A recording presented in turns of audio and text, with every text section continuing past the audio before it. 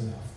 아버지, 이곳 성산교회를 기억하시고 이 성산교회를 통하여 이 군산 지역이 진정 복음화가 되고 이 성산교회를 통하여 하나님의 온전한 뜻이 만민에게 증거될 수 있는 귀한 교회로 축복해 주시옵소서. 아멘. 아버지, 오늘 이 시간 하나님 말씀 대언할 때 말하는 자나 듣는 자나 한 성령으로 감동되는 축복된 시간이 되게 하옵소서. 아멘. 감사하며 예수님 이름으로 축복하며 기도합니다. 아멘. 아멘.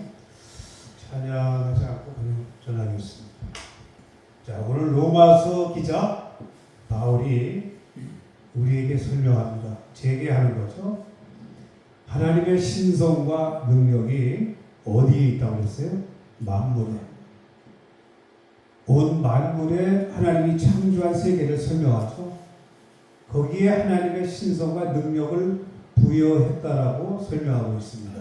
그래서 만물은 얼마나 귀한지 몰라. 모든 게 이 지천의 약초더라고 보니까 모든 것이. 그래서 우리 예전에는 우리 한약밖에 없었죠. 그래서 그 모든 것이 우리 지천에 있는 것들이 약초인데 우리가 몰라서 못 먹고 그러죠.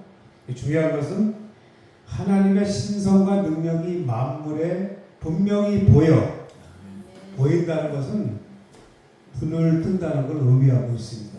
그래서 알려졌기 때문에 우리가 그걸 못 보는 것은 핑계할 수가 없다라고 설명해요. 우리 지금 하나님의 신성과 능력을 볼 수 있는 눈을 떠야 된다라고 오늘 바울 사도가 로마서 시작부터 설명하고 있어요. 그리고 바울은 눈을 뜨게 됐죠. 어떻게 떴냐면 바울 사도는 하나님을 핍박한 자입니다. 그게 무슨 얘기냐면 믿는 자를 핍박한 것이 결국은 하나님을 핍박한 거로 여기는 거예요. 왜 나를 핍박하냐? 언제 그랬냐면 믿는 자, 작은 자 하나를 핍박한 것이 곧 나를 핍박한 거다. 이렇게 하나님이 나타나셔서, 주님이 나타나셔서 중창 부서집니다. 이건 우리에게 시사하는 바가 뭐냐면 동일하다는 거예요. 우리가 참 모든 관계가 많죠. 부모를 만나고 또 우리가 지금 믿음 안에서 형제를 만나고 자매를 만나고 이렇게 살아갑니다. 이 만나게 한 것이 누구의 뜻이었다? 하나님의 뜻이었다. 그래서 이 관계를 우리가 어떻게 맺고 살아가야 되는가? 관계를 통해서 무엇을 발견해야 되냐면 오늘 바울처럼 하나님의 신성, 하나님을 볼 수 있는, 주님을 볼 수 있는 눈을 떠야 된다라고 설명하고 있어요. 바울이 얻어 터지면서 장님이 되면서 눈을 뜨게 됩니다. 내가 지금까지 믿는 자를 핍박한 것이 우리 주님을 핍박한 거예요.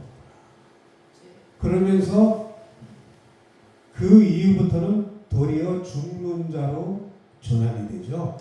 자기 자신이 그래서 날마다 나는 십자가를 지고 날마다 죽는 삶을 살겠다라고 자신을 고백합니다. 그런데 죽는다는 게 어렵죠. 안 죽어. 저를 보니까 그렇더라고.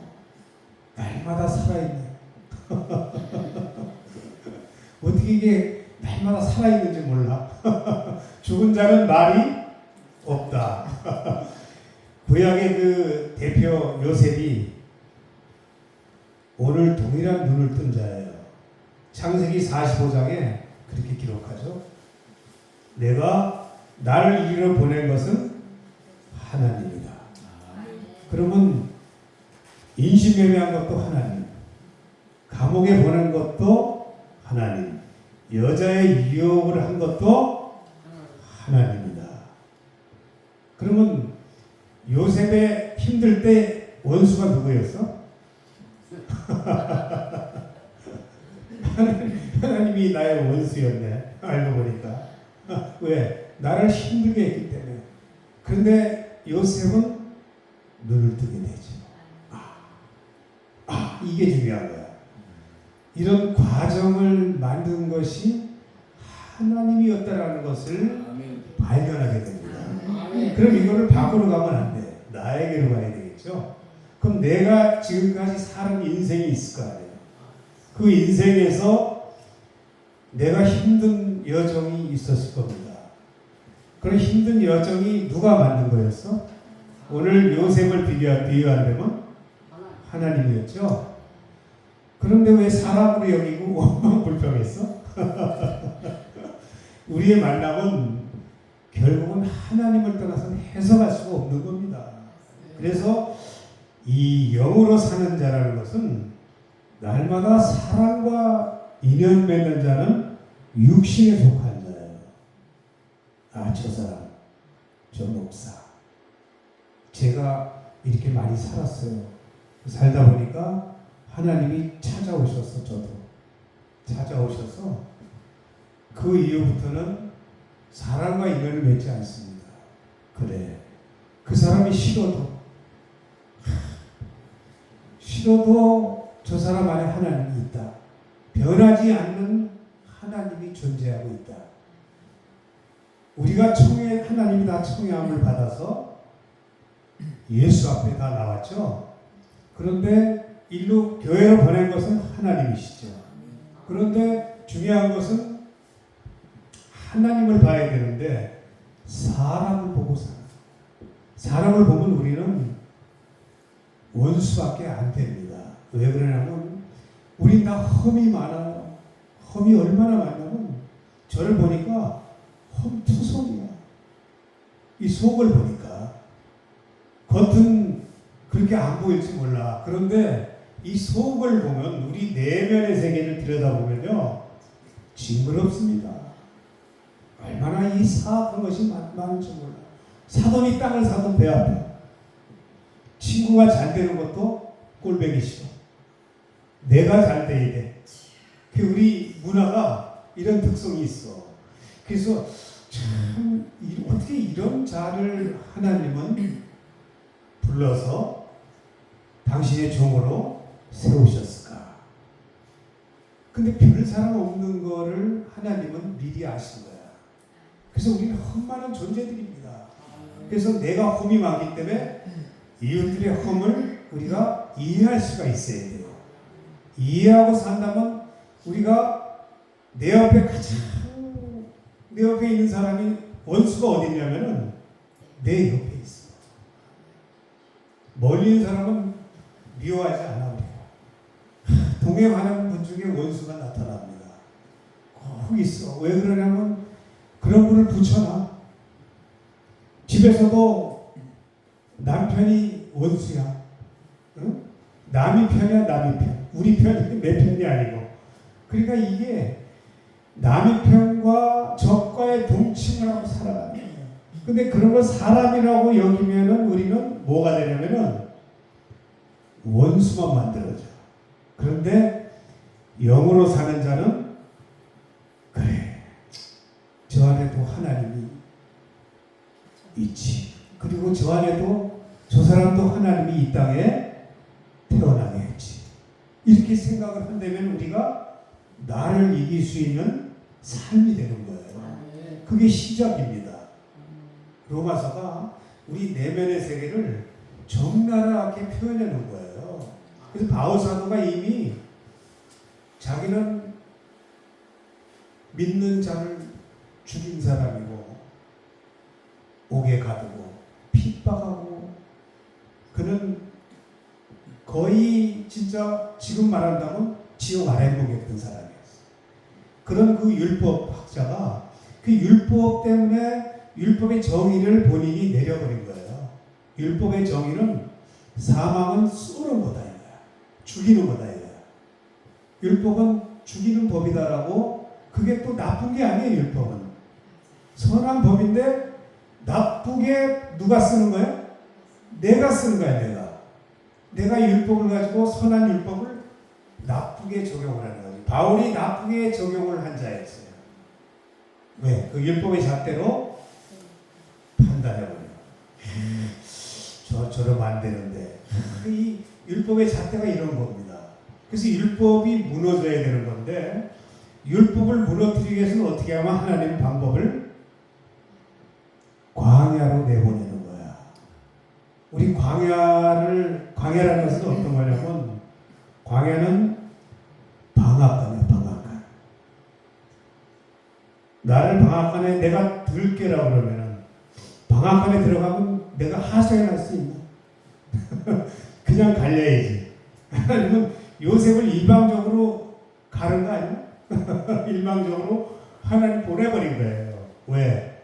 그렇게 해서 이런 과정을 내가 너를 이렇게 만들었다라는 것을 밝히기 위해서 요셉을 애굽으로 보낸 것이고 애굽에 결국은 취기자가 되기 위해서는 산전수전 공중전을 다 겪어야 돼. 그냥 되는 거 없어. 하늘나라는 공짜가 없습니다.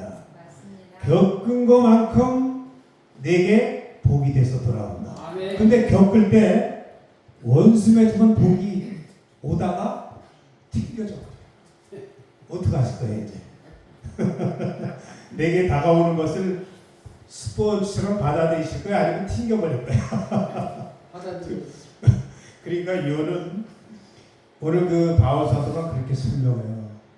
자기가 핍박을 받으면서 얼마나 많은 핍박을 받았습니까? 핍박을 했기 때문에 하나님은 핍박을 당하게 한 거야. 태장에 맞고 돌로 쳐서 감옥에도 가고 얼마나 파란만장의 삶이 사도 바울이 왜 그랬냐면 자기가 저지른 것을 알게 하기 위해서. 자기가 악을 품었을 때 내가 그 악으로 당했을 적에 상대가 얼마나 아팠을까. 내가 핍박받으면서 당신은 얼마나 힘들었을까. 다윗이 압살롬의 참 반역을 통해서 그 아픔을 겪은 거야. 아들이 하극상이 일어나고 아버지를 몰아내려고 하는데 참 눈물 나죠. 자식이 그러니까 하소연도 못하고 너무너무 힘든 거야. 그냥 이 다윗이 고백한 거야. 뭐냐면 내가 이렇게 상대를 우리아라는 장수를 살인 교사 또 바세바를 성폭행 취해서 아내로 삼아버렸죠. 그럼 이런 모든 것이 하나님 앞에 범죄라는 것을 알고 있으면서도 순간 자신의 그 정욕을 이기지 못한 거죠. 요는 그러면서 그걸 당신이 아들의 반역을 통해서 또 아들을 잃으면서 상대가 힘든 그 고통, 살인을 저지른 거를 너무너무 아픈 상대의 마음을 헤아릴 수 있었던 거예요. 놀라운 발견이죠. 그래서 우리가 제 앞에 힘든 것이 오는 것은 다 하나님이 내 앞에 펼쳐놓은 작품이었다. 그래서 그걸 통해서 하나님을 발견했다라고 오늘 바울이 우리에게 설명합니다. 만물 우리가 바다, 산 얼마나 좋습니까? 가면 힐링이죠. 푸른 것만 봐도 좋더라고요. 그런데 사람만 유독 우리가 원수가 된단 말이에요. 그래서 오늘 자기가 저지른 것을 바울은 당하면서 상대의 아픔을 헤아릴 수 있었고, 내가 당하는 것은 그렇게 내가 사람을 죽이고 사람 나도 이런 자를 주님의 오래 참으면서 나를 기다려 주셨다는 거. 참 거기서 바울은 너무너무 감사하다고. 사실 이게 바울 이야기가 아니죠. 나의 이야기죠. 저 역시도 그런 아픔도 있었지만 이렇게 힘들지는 않았지만 그래도 힘든 과정이 있거든요. 그 힘든 과정 속에서 지나고 나서 보니까 하나님밖에 안 보이더라. 하나님이 하신 거였다. 힘들 때도 하나님, 좋을 때는 말할 것도 없어. 힘든 여정 속에서 선과 악이 내 내면에 공존을 하고 살아가거든요. 우리는 선과 악을 내 안에 있는 거를 결국은 선도 아니고 내게 다가오는 모든 것이 힘든 것이 선이었다라고 설명하고 있어요. 힘든 과정이. 왜? 내가 힘들면서 내가 힘들게 한 사람들의 그 마음을 알았다는 거예요. 그래서 목회라는 것은 좀 그렇게 생각합니다. 상대의 아픔을 아는 게 목회다. 그 심정을 알아주는 거. 그래서 오늘 이 바울이 제가 읽겠습니다. 창세로부터 그의 보이지 아니하는 것들, 곧 우리가 눈에 안 보이는 것을 의미하죠. 영적인 세계는 눈에 안 보입니다. 안 보이지만 내게 다가오는 것을 가지고 하나의 뜻을 찾아야 되는 거예요. 이해 안 되는 문제를 가지고 하나님의 뜻이 어디 있던가 찾아야 되고, 우리가 이해되는 것은 넘어갈 수 있지만 이해 안 되는 문제들은 우리 앞에 있습니다. 근데 그런 것을 통해서 하나의 뜻을 찾는 사람이 되어야 돼요. 우리를 청함해 주셨지만 택함 받는 길은 내가 선택해야 되는 거예요. 그래서 그 찾는 자가 좁은 길이라고 설명하죠. 좁은 길이라는 찾는 자가 없다는 겁니다. 그래서 우리 참 동역자들도 있고 우리 성도분도 계시지만 중요한 것은 결론을 내릴 텐데, 앞으로 어떤 힘든 일이 다가와도 거기에는 분명히 하나님의 뜻이 숨어 있다. 그래서 하나님의 뜻을 찾는 자가 되셔야 돼요. 내가 결론 내리면 하나님 뜻은 찾을 수가 없습니다. 항상 결론을 내지 마시고 모든 관계 속에서 일어나는 것, 돈 문제, 질병 문제, 이런 모든 것도 그 문제 속에서 하나님이 내게 주시고자 하는 뜻이 있다라는 것을 발견하셔야 됩니다. 오늘 그걸 발견한 것이 다윗이 설명하는 거야. 당신은 그 눈을 떴다라고 설명합니다. 저도 어렴풋이 그 눈을 뜨게 됐어요. 그래서 그 사람이 아픈 것도 옛날에는 기도해주고 참 그렇게 살았는데 그게 아니고 거기엔 이유가 있었더라고요. 그 이유를 찾고 나니까 발견하게 되면은 모든 문제 속에서는 그게 나에게 유익이었고, 참 내가 아플 때 40대에 많이 아팠어요 저는. 그래서 어느 날 설사를 2년을 했어요. 그러니까 내가 지금 거의 한 70kg 하는데 허리가 26인가 7, 완전히 꼬챙이죠. 우리 정성교사님보다 더 말랐지. 그런 시절이 있어. 40대 죽는 줄 알았지. 날마다 죽을 것 같았어. 그런데 2년이 지나고 나서 설사가 먹더니 하루에 3번 내가 먹으면 그냥 짝짝. 이야, 그러니까 죽는 줄 알았어. 근데 그게 응답이 안 오더라고. 하나님 뭡니까? 항상 여쭙거든. 저는 기도를 이런 기도가 아니고 여쭙니다. 항상 문제가 있을 때마다 하나님 뜻이 무엇인가요? 하나님 이건 뭘 가리키려고 이러세요? 하나님께 여쭈는 삶을 살다 보니까 10년을 여쭈었어요. 근데 이제 잊어버린 거야. 아픈 것도 다시 건강이 회복되고 살다가 잊어버렸어. 10년이 지난 어느 날 그 응답이 왔습니다. 뭐라고 왔을 것 같아요? 참, 하나님은 내 내면에 질병이 있는 걸 아셨던 거죠. 내 안에 있는 질병을 2년의 설사를 통해서 다 뽑아내셨다라고 가르침이 받았습니다. 그것이 나에게 고난이었지만 그 응답을 받고 난 순간 뭐가 됐죠? 나에게는 엄청난 유익이었고 그것이 복음이 더 된 거예요. 아픈 사람에게도 이유가 있다. 그걸 찾아야 된다. 그래서 항상 기도는 여쭤야 된다. 그래서 오늘 그 여쭈는 자에게는 당신을 얼굴을 나타내 주신다라는 것을 설명하고 있어요. 성경의 인물 욥기서 42장 5절에 내가 귀로만 듣건 하나님 눈으로 주를 배움나이다. 다윗이 다윗은 어떻습니까? 사도행전 2장 25절에 내가 내 우편에 계신 줄을 항상 배웠습니다. 우리 주님은 어떻게 설명합니까? 요한복음 8장 56절에 너의 조상 아브라함은 나의 때 볼 것을 보고 기뻐하였다라고 설명합니다. 아브라함은 메소포타미아에 있을 때 하나님의 영광이 그에게 보여. 오늘 바울도 로마서 20절에 영적 눈을 뜬 것을 설명하고 있어요. 우리의 최종 목적은 영적 눈을 뜨는 것이 하나님의 놀라운 뜻이다. 그래서 항상 사람을 통해서 일하시는 하나님을 볼 수 있고 또 만물을 통해서 하나님 신성 능력을 볼 수 있는, 특히 사람을 통해서 일하시는 그 주님을 볼 수 있는 저와 여러분 되실 주의 이름으로 축원합니다.